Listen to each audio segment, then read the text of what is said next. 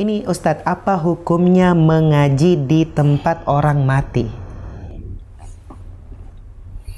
Apa hukumnya mengaji di tempat orang mati? Artinya ada orang yang meninggal, lalu kita datang melayat, jenazahnya masih ada di rumah, lalu dipanggil orang untuk datang mengaji, begitu ya? Iya, biasanya begitu Ustadz. Iya. Biasanya begitu, ada yang ngaji, datang ngaji, baca Al-Quran, dan biasanya ada masih ada jenazahnya disemayamkan. Iya. Iya. Jadi kita pisah menjadi dua. Yang pertama, hukum melakukan perbuatan seperti itu. Yang kedua, tentang apakah membaca Al-Quran itu sampai pahalanya kepada mayit. Nah, yang pertama, hukum melakukan atau mengaji di orang mati.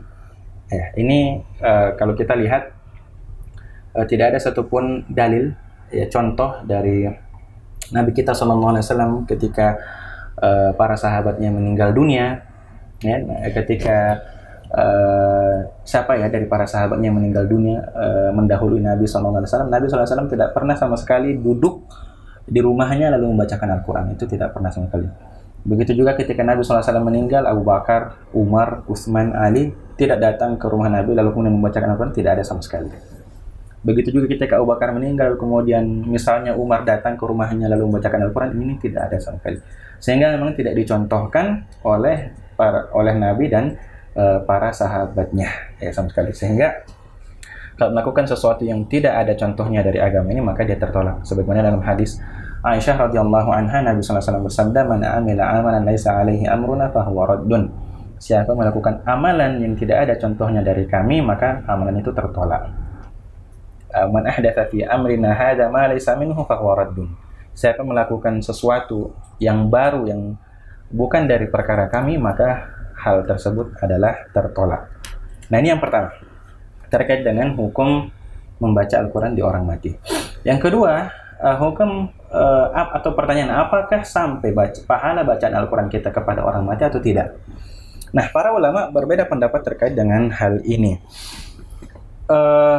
Sesuatu yang disepakati seperti yang ada dalilnya, seperti haji. Haji ini, kalau kita menghajikan orang yang sudah meninggal, ini sampai pahalanya. Sebagaimana dalam hadis Syubrumah, ketika Syubrumah ingin haji, lalu kemudian datang kepada Nabi SAW dan mengatakan, "Labbaik Allahumma hajjan an Syubrumah." Saya memenuhi panggilanmu, ya Allah, dengan haji atas nama Syubrumah. Lalu Nabi SAW bertanya, "Man Syubrumah?" Siapa itu Syubrumah? Kata orang ini, "Akhun li."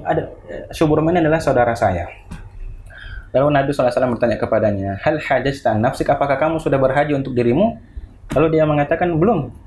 Lalu kata Nabi SAW, "Hujja an nafsik, thumma hujja an Syubrumah." Hajikanlah dirimu dulu, lalu kemudian hajikan Syubrumah. Nah, kalau haji, sampai pahalanya. Kemudian yang sampai pahalanya adalah berdoa secara umum. Ya, bukankah kita dianjurkan untuk berdoa? Walladzina ja'u ba'dihim yaquluna rabbana ighfir lana wa li ikhwanina alladzina sabaquna bil iman.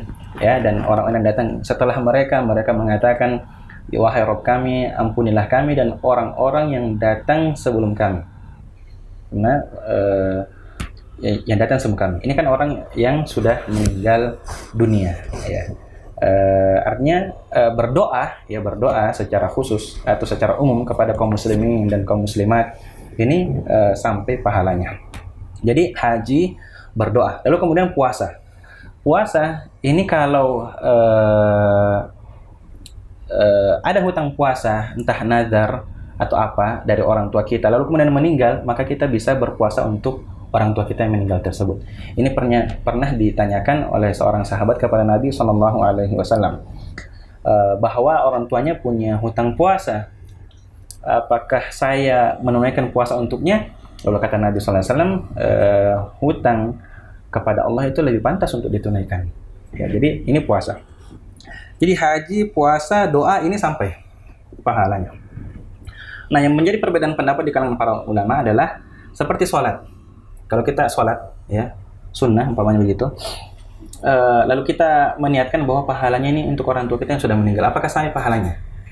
Begitu juga baca Al-Quran dan sebagainya. Baca Al-Quran dan lain sebagainya. Apakah sampai pahalanya atau tidak? Nah, ini para ulama berselisih pendapat. Dan antara para ulama yang mengatakan bahwa pahalanya sampai Ini adalah pendapat dari Imam Ahmad dan Abu Hanifah dan selain mereka berdua dan sebagian kalangan Syafi'iyah bahwa amalan-amalan tatawwu seperti ini sampai pahalanya. Adapun menurut mazhab Imam Malik dan Imam Syafi'i secara khusus bahwa ini tidak sampai pahalanya ke mayit berdasarkan firman Allah Subhanahu wa taala wa allaisa lil insani illa ma sa'a, dan tidaklah ada bagi manusia kecuali apa yang dia usahakan sendiri. Juga berdasarkan sabda Nabi sallallahu alaihi wasallam, "Idza mata ibnu Adam inqata anhu amaluhu illa min thalathin." Jika mati anak cucu Adam maka terputuslah amalannya kecuali dari 3. Min waladin shalihin yad'ulah, anak saleh yang mendoakannya, sedekah jariyah atau ilmu yang bermanfaat untuknya. Sehingga yang kedua tadi ya, apakah sampai bacaan pahala bacaan Al-Qur'an kepada mayit, ini yang rajih wallahu alam bahwa ini tidak sampai. Pahala yang sampai kepada mayit hanyalah amalan-amalan yang memang ada dalilnya, seperti yang kita sebutkan tadi, haji, umrah termasuk juga, lalu kemudian doa, lalu juga kemudian puasa, hanya itu saja. Dan juga sedekah, ya sedekah insyaallah sampai pahalanya kepada orang yang telah meninggal. Adapun selain itu ini diperselisihkan ulama, dan menurut kami terkait dengan bacaan Al-Quran ini tidak sampai pahala bacanya karena diantaranya tidak pernah dicontohkan oleh Nabi kita Sallallahu Alaihi Wasallam. Nah,